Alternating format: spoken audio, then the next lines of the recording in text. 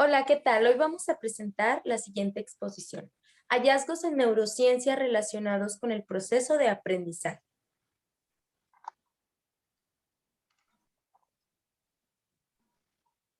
En la siguiente información es el resultado de una encuesta aplicada a docentes de diferentes niveles educativos para indagar acerca del conocimiento de la neurodidáctica y su aplicación en la práctica docente, además de los cambios que creen convenientes que se deben de realizar para las necesidades educativas que se presentan en el siglo XXI.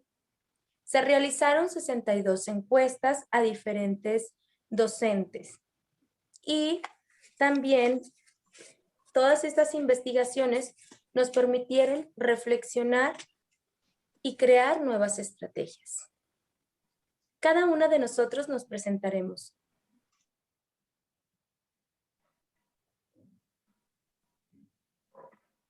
Gracias, buenas noches a todas.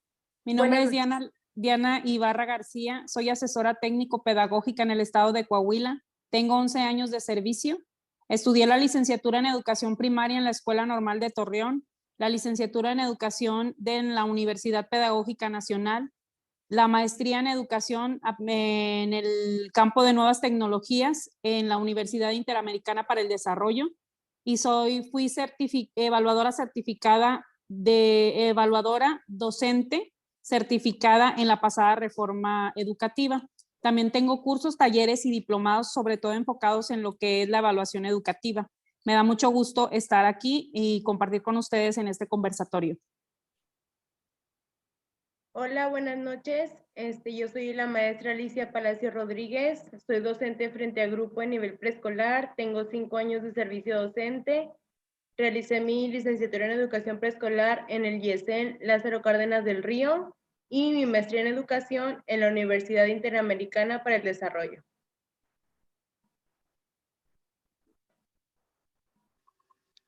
Hola, compañeras y demás que nos observan por ahí.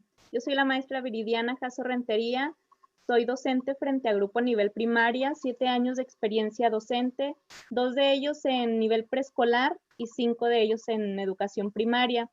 La licenciatura fue en educación preescolar en el IESEN Lázaro Cárdenas del Río, en el municipio de Lerdo, y la maestría ahí mismo.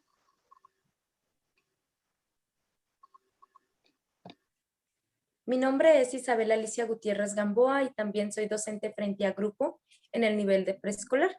Ya tengo 5 años de servicio docente. Actualmente cursamos el doctorado en Ciencias de la Educación. Realicé mi maestría en educación en el Instituto de Estudios Superiores de la 18 de marzo y también realicé la licenciatura en educación preescolar en el IESEN.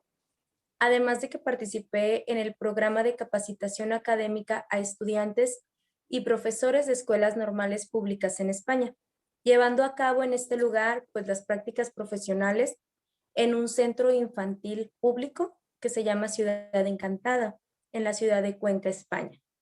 Y pues además he realizado algunos cursos, talleres, también diplomados, buscando siempre la actualización y la mejora de la práctica educativa.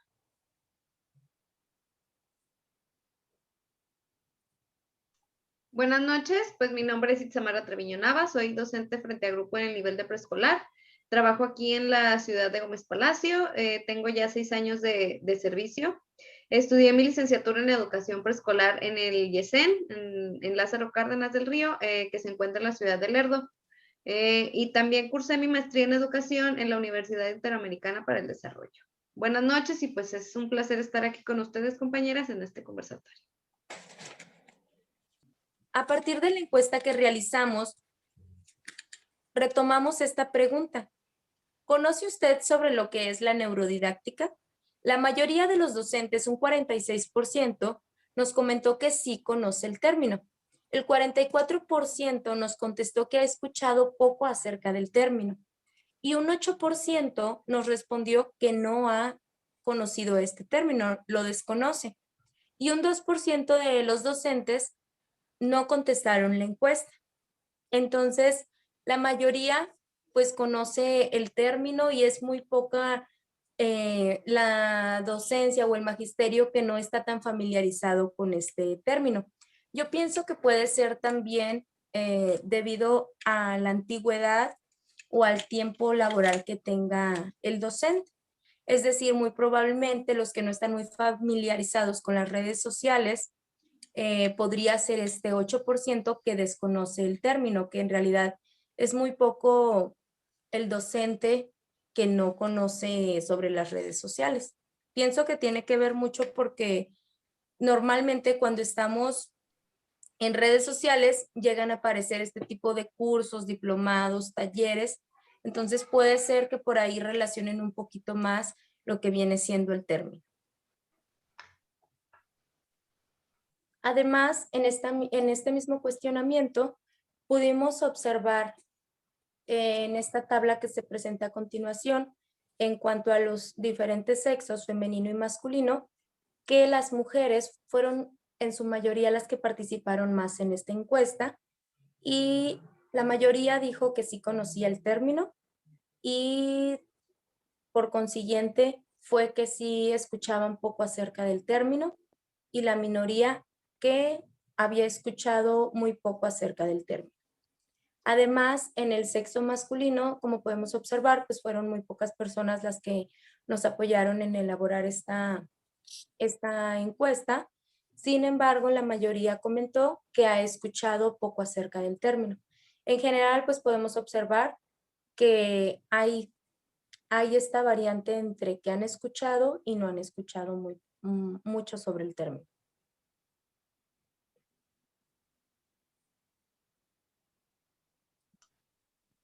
Bueno, nuestra siguiente pregunta es, ¿qué es para usted la neurodidáctica?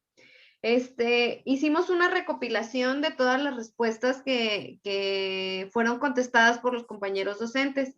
Entonces, la mayoría lo relaciona la neurodidáctica con algo que tiene que ver con el cerebro y cómo funciona.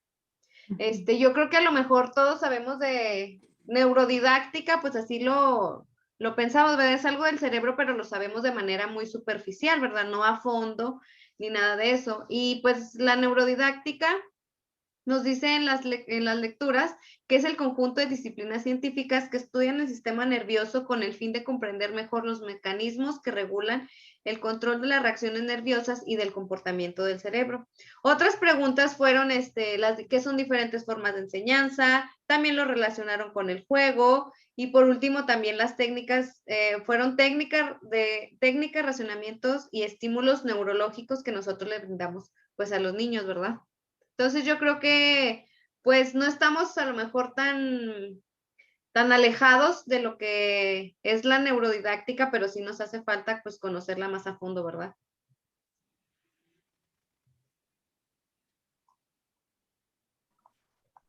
Un poco a lo que dieron los resultados de la pregunta número 1 que nos puso Isabel y la que nos dices tú, Itza, yo creo que mucho depende de las generaciones jóvenes que estamos como que, al menos hablando de las personas que yo conozco, buscando innovación y las mejores formas de darle educación a nuestros alumnos. Entonces yo creo que es importante retomar ese tema de que sí estamos interesados en ver cómo la neurodidáctica nos puede ayudar a nosotros como maestros para dar unas mejores clases a nuestros alumnos. ¿Seguimos?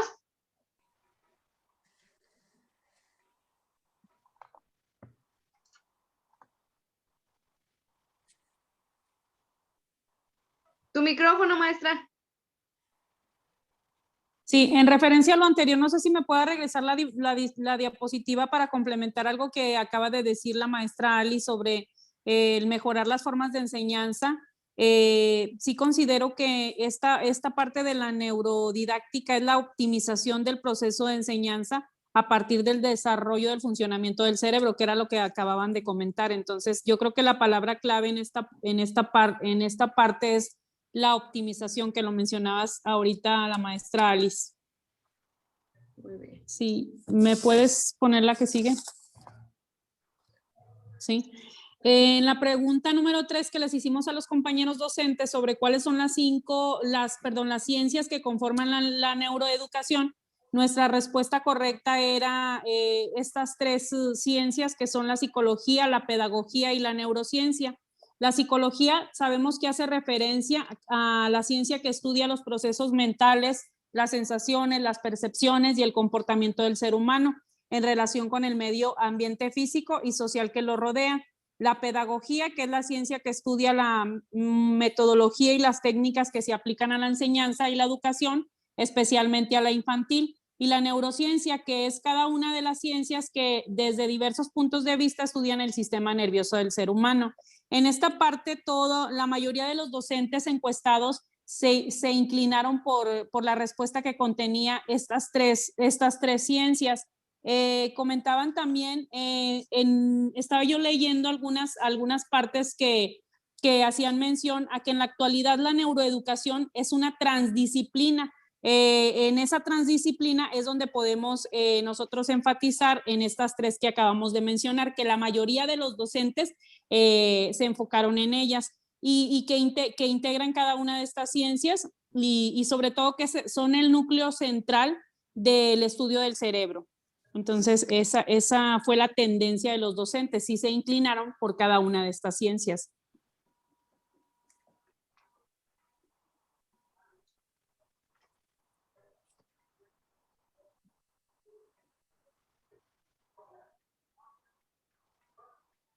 Sí. Ya. Para continuar, en la pregunta número 4, nos comentan, ¿cómo genera usted la motivación y emoción por aprender durante el proceso de enseñanza-aprendizaje? Entonces, yo aquí destaqué las respuestas que se dieron con más frecuencia. Entonces, la que más tuvo de respuestas fue temas de interés, luego actividades lúdicas, estímulos tanto tangibles como no tangibles, ambientes positivos de aprendizaje y al final retos. Entonces, yo creo que tanto yo le enfoco mucho a la educación preescolar, que es donde yo ejerzo, es demasiado importante que la planeación que nosotros realicemos sea de interés para los alumnos, porque como se mencionaba, o sea, el interés lo tenemos que generar nosotros, no esperar a aquí está mi planeación, o sea, interésate, sino yo tengo que hacer mi planeación interesante para mis alumnos, incluir actividades lúdicas, que es lo que les llama la atención a alumnos de preescolar, darles estímulos, que sea un ambiente positivo y que también implique un reto que sea para los alumnos posibles de alcanzar, o sea, que sea un reto para ellos hacer la actividad, pero que no sea imposible tampoco, porque si resulta imposible para ellos, entonces pues ya genera como que una desmotivación. Si es una actividad tan alta, entonces no la van a poder realizar y va a generar en los alumnos una desmotivación. Entonces tiene que ser actividades retadoras, pero que puedan alcanzar. Y yo sí, creo así que, es. sí, al menos en preescolar, primaria, nos enfocamos mucho en que las actividades sean retadoras y que sean de interés para los alumnos, pues somos nosotros quien debemos motivar ese interés. Y yo creo que ahorita esto tiene que ser algo muy importante, ¿verdad? Porque hay que buscar la estrategia que a distancia, de todos modos, logremos tener ese interés, esa participación por parte de los padres de familia, ¿verdad? Porque pues uno no sabe las circunstancias que cada uno de los alumnos están. Entonces ahorita yo creo que eso sí es más importante llevarlo a cabo para lograr esa participación en las clases a distancia. Sí, Claro, y y sobre esto- todo, claro, adelante. Y sobre todo, ¿sabes qué? Que lo que acaba de mencionar la maestra Alice, que todo recae al final en el plan de clase que el docente realiza. Por ejemplo, el tema de interés, pues es la acción que plantea el docente como una acción detonadora que genere en el niño precisamente este interés, las actividades lúdicas que van inmersas en las acciones que el docente diseña para su secuencia didáctica, los estímulos que son tangibles, intangibles y que vienen entrando en lo que viene siendo los materiales que vamos a utilizar en nuestras secuencias didácticas, el ambiente de aprendizaje, el espacio en que nosotros nos vamos a desarrollar. Entonces, yo creo que todo esto también es parte del enfoque educativo, de los enfoques educativos que vienen en los planes y programas de estudios, donde enfatiza en situar al niño en situaciones reales. Entonces, eso ya, el situar al niño en una situación real, pues ya es para él, ya genera un interés, una motivación para ver dónde es que va a aplicar ese aprendizaje que va a adquirir. Esa es mi opinión. Si no hay alguna otra aportación, ¿seguimos? Sí, adelante, maestra. Listo. Bien, vamos ahora con la número 5. En su experiencia laboral y en tiempos de contingencia, o sea, en la situación en la que nos encontramos ahora, y educación en línea, ¿en qué medida considera que puede afectar las emociones en el aprendizaje y por qué? Del lado derecho podemos observar la gráfica de que la mayoría ha contestado que sí, efectivamente tiende a afectar las emociones en gran medida, mientras que algunos le pusieron en ocasiones. Creo yo que aquí los que pusieron en ocasiones, bueno, ambos, los que pusieron en ocasiones y los que pusieron en gran cantidad, en mucho, pues es más que nada también en el contexto en el que elaboran, ¿sí? Porque hay familias que están bien económicamente y a lo mejor no le están pasando tan mal en esta contingencia como aquellas que ahorita no tienen algún empleo, sus padres, o que están trabajando ambos para poder solventar los gastos de la casa. Entonces, creo yo que depende mucho también del contexto que el docente esté laborando y es por eso que varían estas respuestas. El por qué, cuáles son las causas por las que se ven afectados las emociones en el aprendizaje. Aquí tenemos algunas que fueron las sobresalientes respuestas de los maestros. Entre ellas fueron que hay ya mucho tiempo encerrados, que el aprendizaje entre pares no se está dando, los niños extrañan a sus compañeros. Hay que remarcar que aquí pues también está inmerso los estilos de aprendizaje de nuestros estudiantes y hay quienes aprenden con la interacción con sus demás compañeros, con la competencia de que no, yo lo hago primero y yo lo hago después. O sea, es un juego entre ellos que los motiva a aprender, a terminar pronto y todo eso. Entonces, otras de las causas es que requieren un docente guía de manera más personal. Sabemos que ahorita no somos nada más guías de los estudiantes, somos guías también de los padres, porque a lo mejor en los educandos que son ya de secundaria en adelante, ellos tienen más autonomía y también tienen más habilidades tecnológicas y eso adquiere el acercamiento con el docente y educando. Pero los que son un poco más de grados más inferiores, pues aquí es más el contacto con los padres para hacerles entender las actividades y puedan explicárselos a los niños. Entonces creo que por eso es que los maestros también consideran que el guía sea directamente el maestro, ¿sí? También decían que se desaniman a seguir estudiando por la misma presión, por los tiempos, y al final terminan desertando de la escuela. En otra respuesta, que los padres no siempre tienen la posibilidad de atender a sus hijos. También está la falta de motivación, el estrés emocional no permite alcanzar el aprendizaje y también hay en algunas ocasiones que yo creo que el maestro que lo puso por aquí algo tuvo que tener en base a su experiencia durante esta contingencia que lo llevó a poner la violencia en casa, ¿sí? Yo creo que por ahí pudo observar una situación el cual pues no la comparte con todos nosotros. ¿Qué les parecieron las respuestas de nuestros encuestados? Claro, pues van a variar bastante porque todos nos encontramos inmersos en este mismo hecho histórico de pandemia, pero en nuestras casas, nuestros contextos son totalmente diferentes. Ahora sí que cada quien en su casa ha tenido una educación diferente, desde permitir o no la violencia en casa, permitir o no el estrés laboral que afecte las emociones de nuestros hijos. Entonces, yo pienso que por ahí va también la diferencia de respuestas. Pero recordemos mucho esta frase que nos comentaba el doctor Prado acerca de que un cerebro estresado pues no aprende.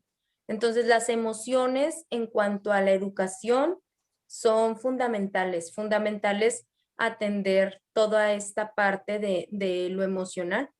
Además de que si nosotros generamos esas condiciones positivas, vamos a permitir que esas neuronas formen las mentadas espinas dendríticas que estuvimos platicando también mucho en la clase, que van a asociar todas las emociones positivas que tengan nuestros alumnos. Lamentablemente por la situación, pues es mucho más difícil acercarnos a ellos en cuanto a lo físico, pero sí podemos generar por el medio o red social que estemos trabajando, probablemente WhatsApp, Facebook, Zoom, diferentes plataformas, pues generar esa actitud positiva como docentes, generar esa actitud de compromiso, de responsabilidad con nuestros alumnos en tratar de propiciarles esas emociones positivas, ¿verdad?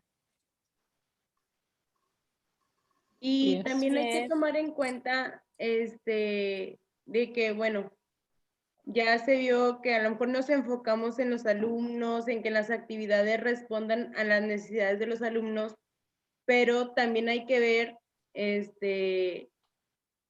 las emociones de los padres, porque al menos en este tiempo nos estamos dirigiendo, yo en preescolar, a los padres, y he visto en videos de tareas donde el papá, la mamá se ve estresado, se ve presionado, entonces le dice al niño cuánto es, no sé, 2 que tenías más 2 que te dieron, y el papá está estresado y el niño a lo mejor tiene la respuesta, pero ve a su mamá, ve a su papá estresado y se queda así como que, pues no sé.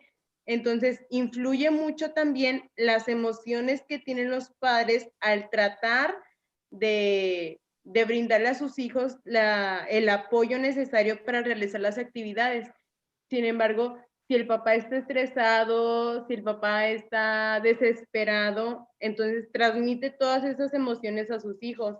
Y yo me he dado cuenta que a lo mejor es una respuesta que ese niño, si tiene, si sabe, es capaz de resolverlo, pero conforme a la actitud que tiene su mamá, su papá con él, pues como que se queda bloqueado, porque le transmite esa sensación, esos pensamientos que tiene el padre, lo transmite al alumno, entonces tenemos que enfocarnos también, el papá no es No experto tuvo esa en pedagogía, formación. no es experto en pedagogía, no da las indicaciones como nosotros las damos, aunque se la escriba literalmente, o sea, dígale esto a su niño, no es capaz así de leerlo como nosotros, con la calma que nosotros lo haríamos a lo mejor, o sea, se estresa y todo eso lo transmite a su niño. Precisamente todo esto lo vamos a tocar en el CETE, ¿verdad? Que ya está próximo. Exactamente. Y en las respuestas que obtuvimos en el jardín de niños en el que yo laboro es que los papás están frustrados, desesperados, angustiados, todo lo que es negativo. Ahora sí que ellos están esperando y suplicando que ya volvamos a clases presenciales porque precisamente no saben cómo enseñar al niño. Entonces, esta pedagogía, claro que les está haciendo falta, ¿verdad? Sí, así es. Y nada más para complementar lo que comentaba la maestra Alice, los padres de familia pues no tienen la pedagogía y tienden mucho a desesperarse. Comentaba la maestra Isabel que un cerebro estresado no aprende y considero, en mi opinión, que pues un cerebro enojado tampoco, un cerebro frustrado tampoco y un cerebro inestable pues tampoco. Entonces sí es difícil el adquirir el aprendizaje y que las emociones no estén a nuestro favor. ¿Seguimos? Adelante. Sí, maestra. Listo. ¿Cuáles son los 3 tipos de pensamiento que necesita fomentar el docente en sus alumnos? La respuesta era analítico, creativo y práctico. Entonces aquí hicimos esta gráfica para comparar lo que nos decían y tratamos de poner respuestas, pues digamos, erróneas, para ver qué nos contestaban, ¿verdad? Y aquí tenemos que el 38% pues sí contestó correctamente a lo que se refería, ¿verdad? Y contrastando con las lecturas, pues nos hablaba acerca de que el pensamiento analítico pues nos ayuda a catalogarlo, como a conjuntar lo que ya sabemos con lo que estamos aprendiendo, ¿verdad? Y luego el creativo lo adquirimos cuando somos adultos, cuando ya a lo mejor tenemos un poco más de razonamiento, es cuando este pensamiento se genera. Algo que me llamó la atención es que decía que todos lo tenemos, ¿verdad? Pero no todos somos capaces a lo mejor de desarrollarlo. Y finalmente, pues es el práctico, lo que nos lleva a aplicar las soluciones que nosotros tenemos para llevarlas a cabo a lo que estemos realizando, ¿verdad? ¿Alguna quiere hacer una aportación?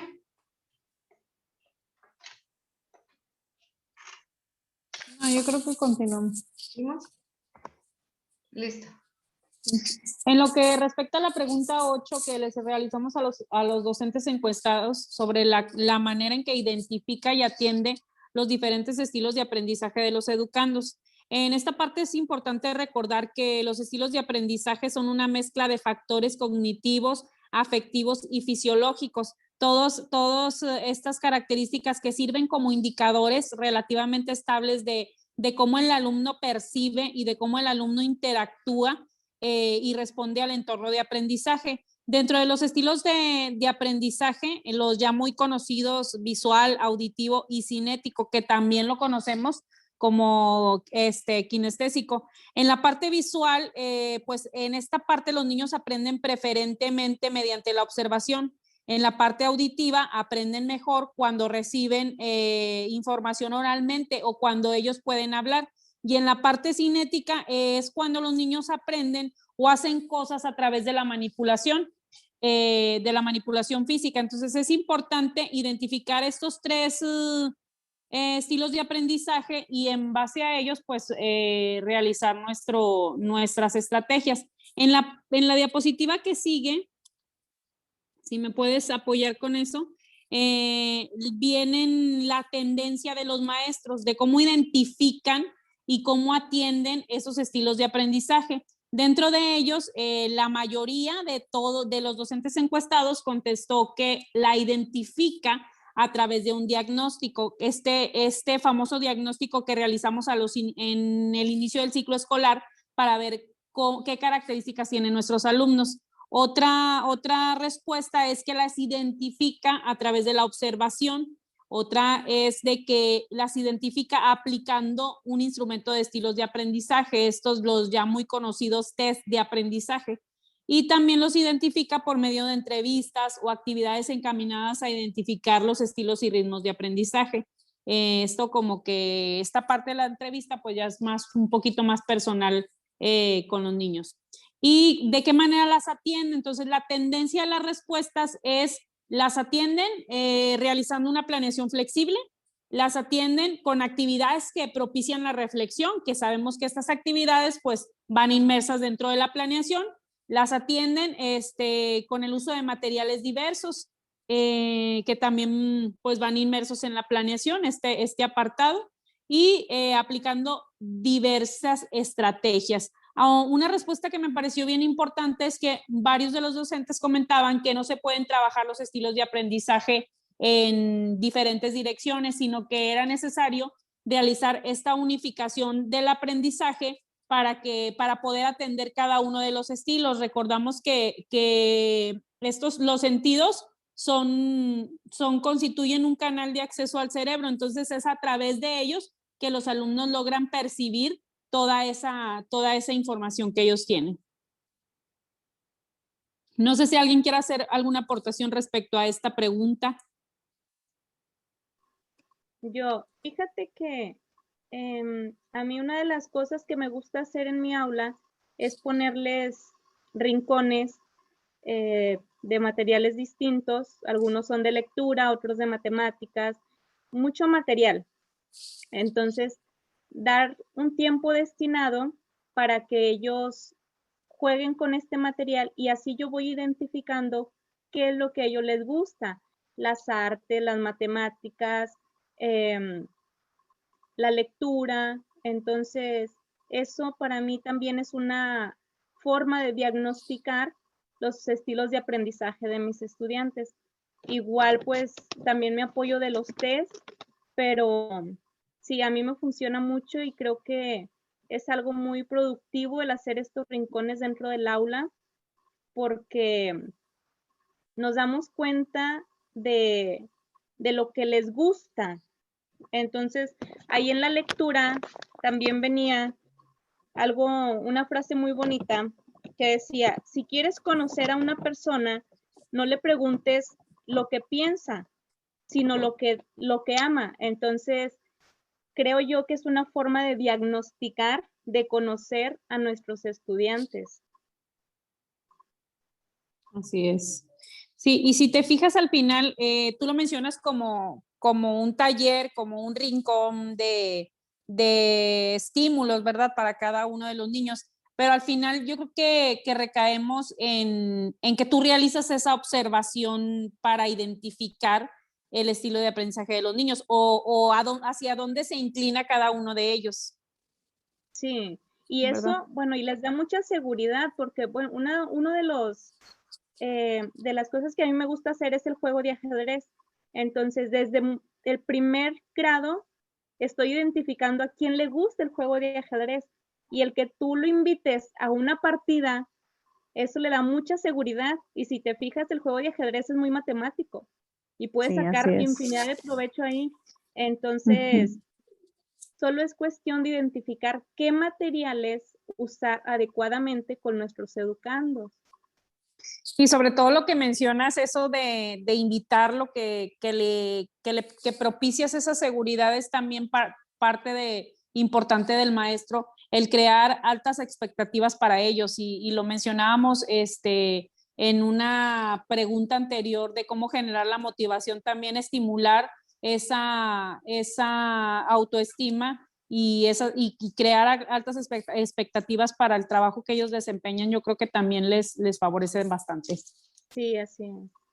Tuve la oportunidad de trabajar como maestra frente a grupo en un CENDI, un Centro de Desarrollo Infantil, en donde las jornadas son extensas.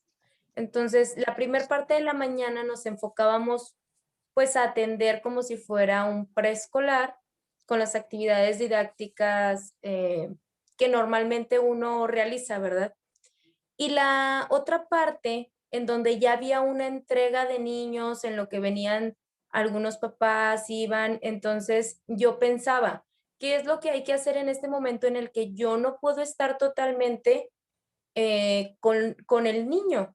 Entonces, esta estrategia, maestra Viridiana, yo solía mucho utilizarla y era fantástica, maravillosa para los niños y de gran provecho porque allá tenía los bloques y luego tenía los textos, las lecturas, tenía gran material también gracias a que este centro pues realmente contaba con muchos materiales, ¿verdad?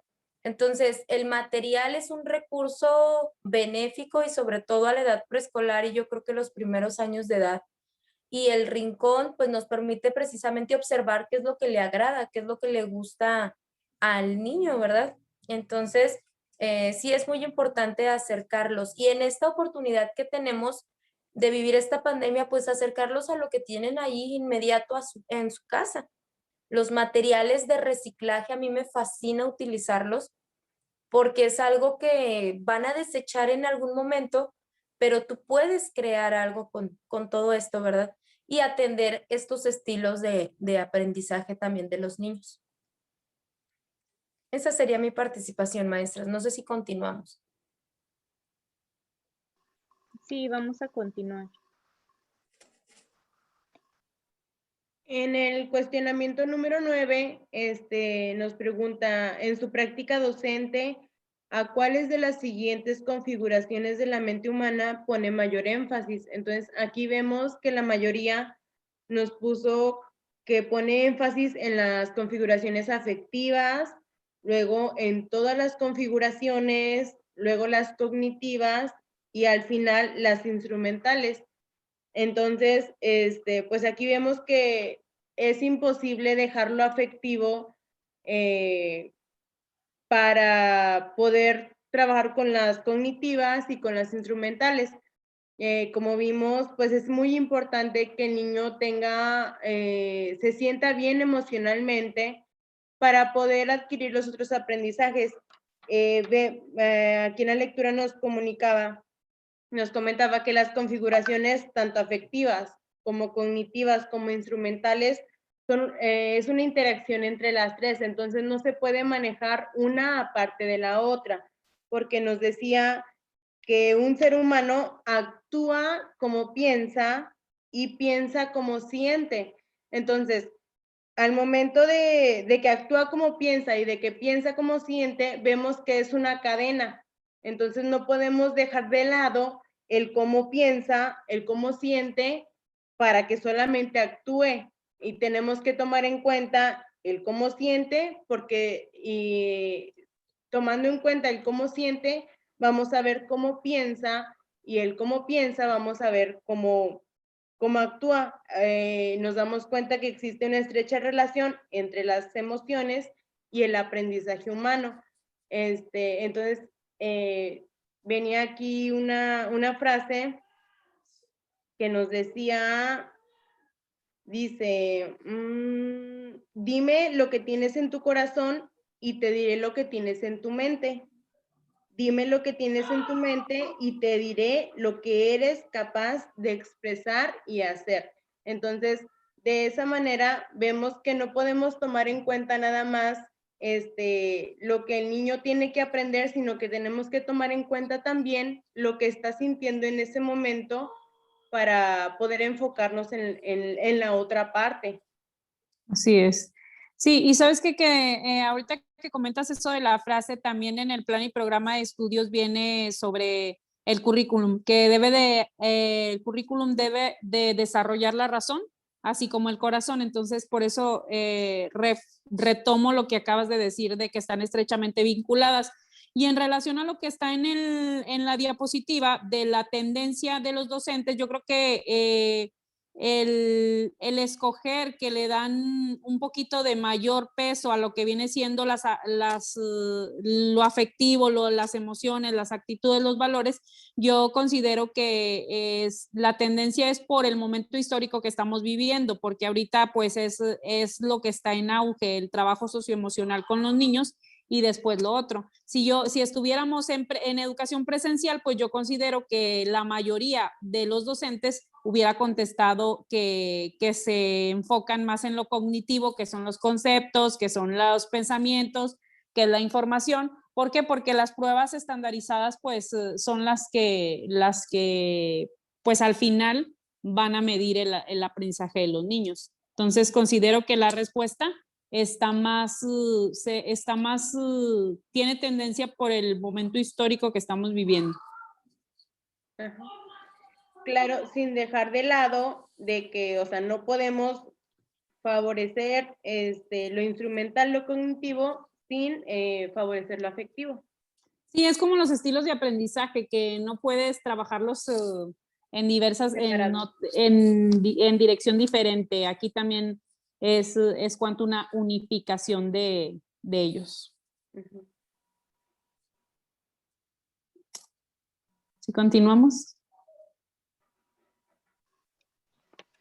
Bien, vamos a la última pregunta que tenemos por ahí.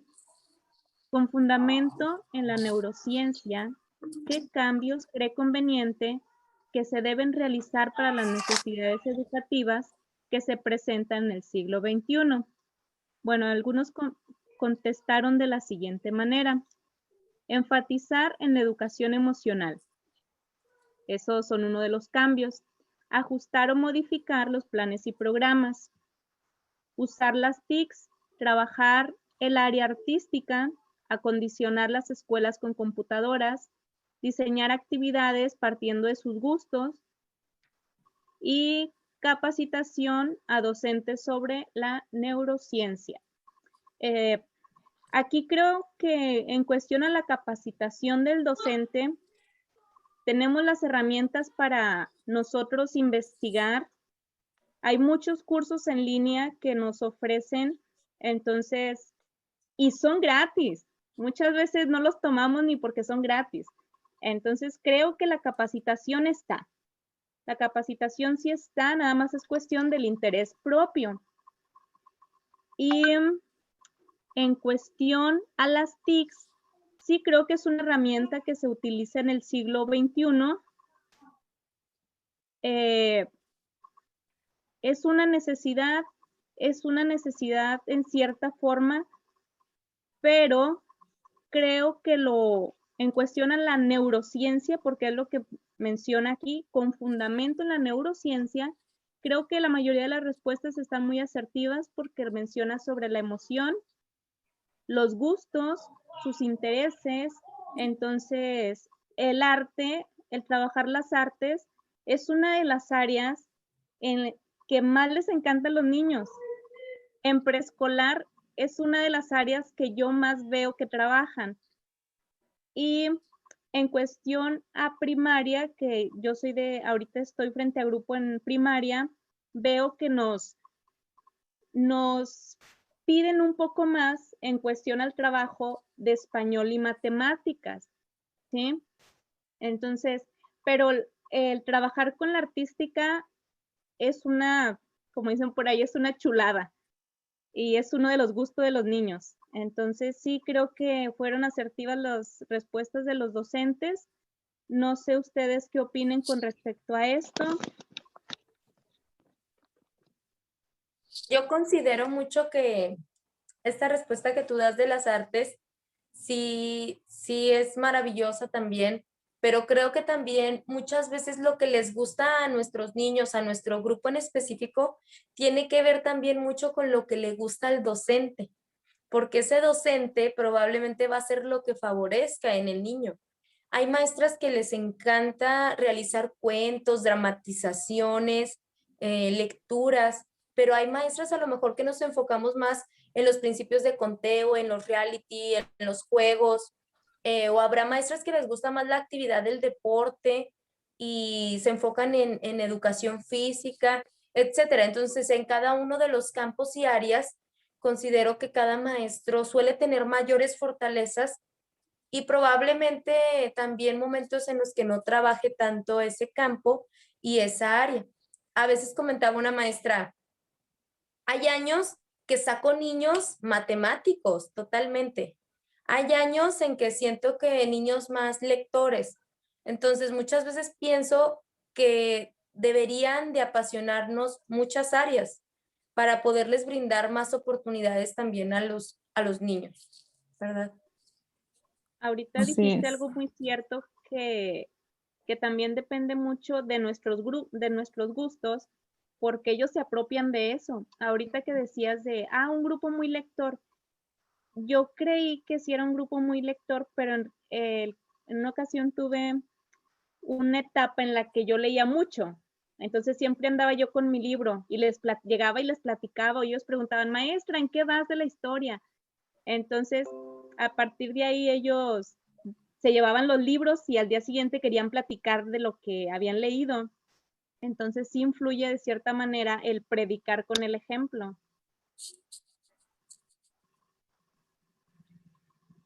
Así es. ¿Creen que los cambios que sugieren nuestros encuestados son de forma asertiva?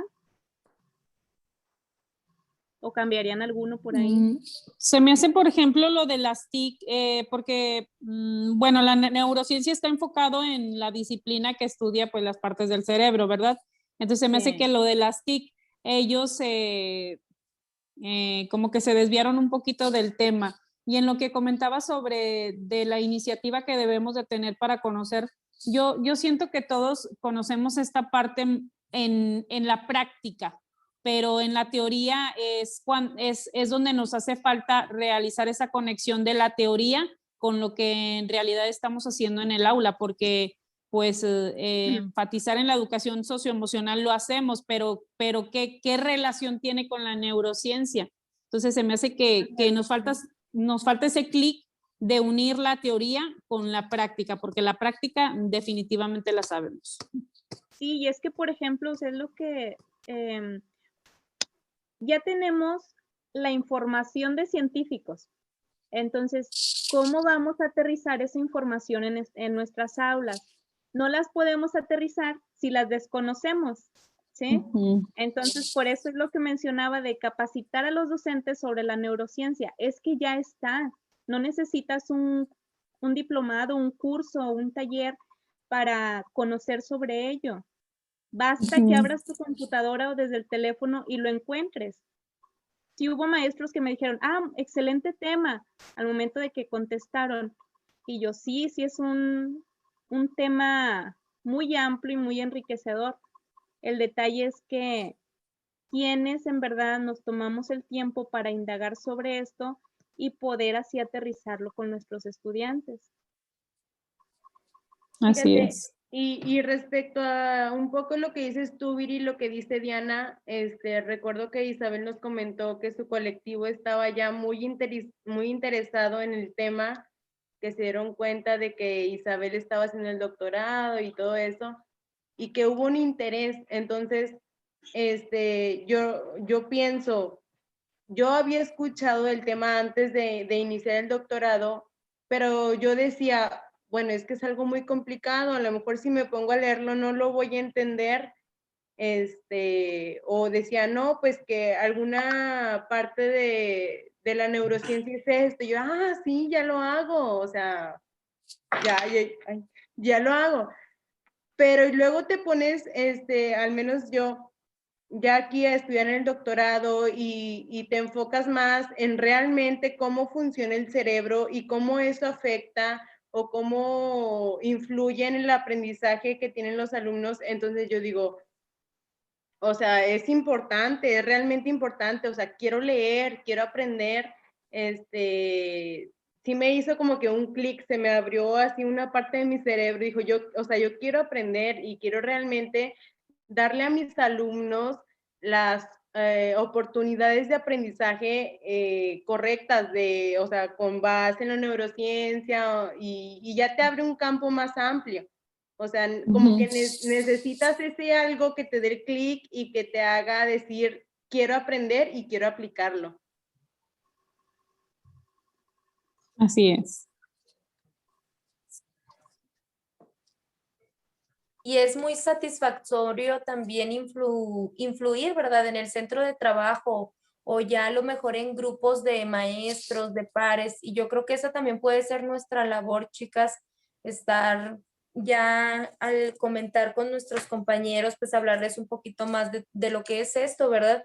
Porque ciertamente Alice empieza a sentir así como que una pasión por querer seguir investigando, querer saber lo que sucede aquí, ¿verdad? En nuestro cerebro y que muchas veces realmente en la normal pues no existía a lo mejor cuando lo estudiábamos este panorama, ¿verdad? Todavía tan vigente no estaba. Entonces ahora que está al alcance pues hay que tratar de esforzarnos por entenderlo y por llevarlo a la práctica. Así Sí, es. así es. Así es. Algo que quieran aportar sobre el tema en general, no precisamente sobre esta pregunta. Pues yo ¿Qué les creo gustó? ¿Qué no les gustó? yo creo que es así, bueno, así damos final a nuestros cuestionamientos, a lo que hicimos, a lo que nos contestaron nuestros colegas. Yo la verdad me siento muy satisfecha de esta conversación que tuvimos. Es diferente analizarlo por ti misma, tú sola, haciendo tus anotaciones, a compararlo con ustedes en este caso, te abre más el panorama y pues aprendes mucho más. Ujú. Sí, sobre Claro. todo nos enriquece sobre el tema. Fíjate que yo, no sé si lo había comentado al inicio de la sesión en alguna de las preguntas que hacían referencia en la neuroeducación, estaba leyendo que es el nuevo paradigma de la enseñanza, que precisamente se basa en aportar estrategias tecnológicas o estrategias y tecnologías, perdón, educativas centradas precisamente en el funcionamiento del cerebro, y todo esto pues en pro siempre de mejorar esa parte de las prácticas educativas para mejorar el aprendizaje de nuestros estudiantes o para apoyarlos en ese proceso.